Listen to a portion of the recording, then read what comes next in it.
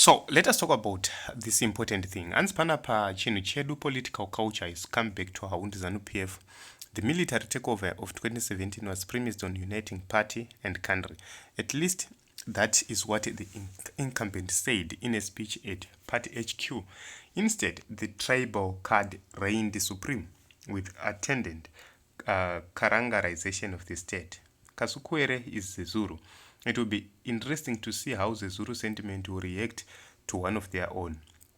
Themba Mliswa recently expelled from Parliament Zim session for placing unresolved Gukuraundi issue at ZANU PF door.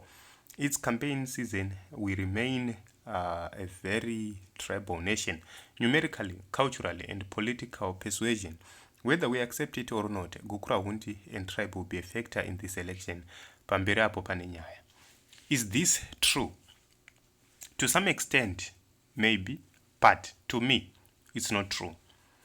Tribalism is there in Zimbabwe, but it will affect ZANU PF, not the opposition. Gukuraundi is there. That is a fact. It will affect ZANU PF.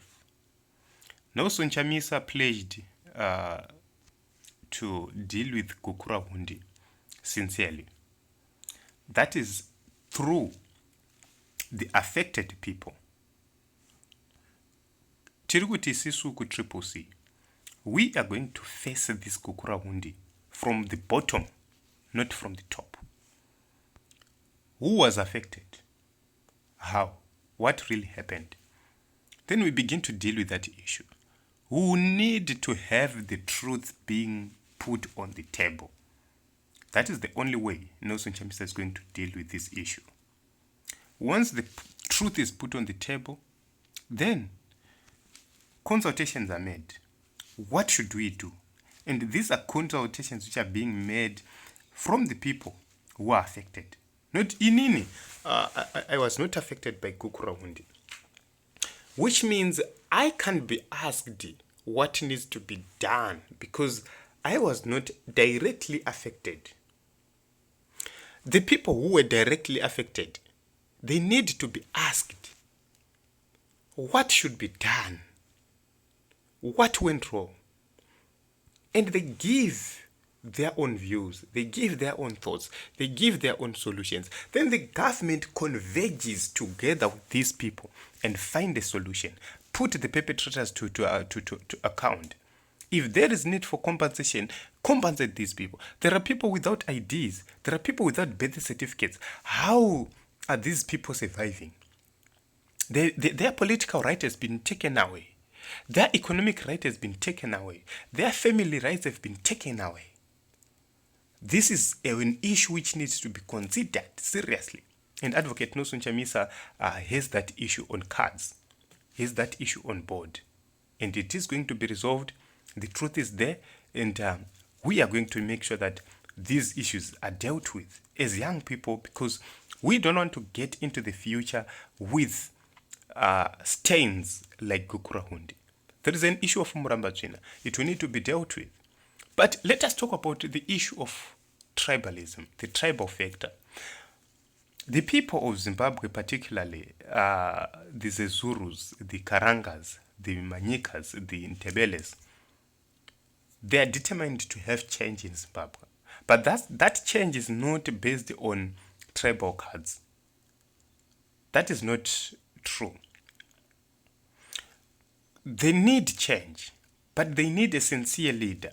They need a unifier. They need a leader who is going to consider each and every tribe to say, we have Ntebeles, are they being recognized? We have the Tongas, are they being recognized? We have the Zezurus, are they being recognized? The Karangas, the Manyikas, is everybody being recognized? That is what is very important. And that is the reason why we need a unifier. So Xavier Kasukuwere joining this presidential race does not mean anything if he's not loved by the people. If the people can't vote for him, they will not vote for him, even if he's a Zezuru. There are so many Zezurus who have been losing elections. There are so many Karangas who moved to the areas of the Zezurus, and they are pretending to be Zezurus there, and they are in power.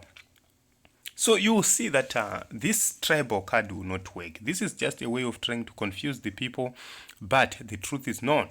The truth is known. Change is coming to the nation of Zimbabwe. We are ready for change. We are working for change. And Triple C is going to win this election. No fear, no favor, no what. Triple C is going to win this election. By all means possible, we are going to win this election. So I urge the people of Zimbabwe to register to vote. I urge the people of Zimbabwe to actually mobilize voters to vote for change this 2023. Apana.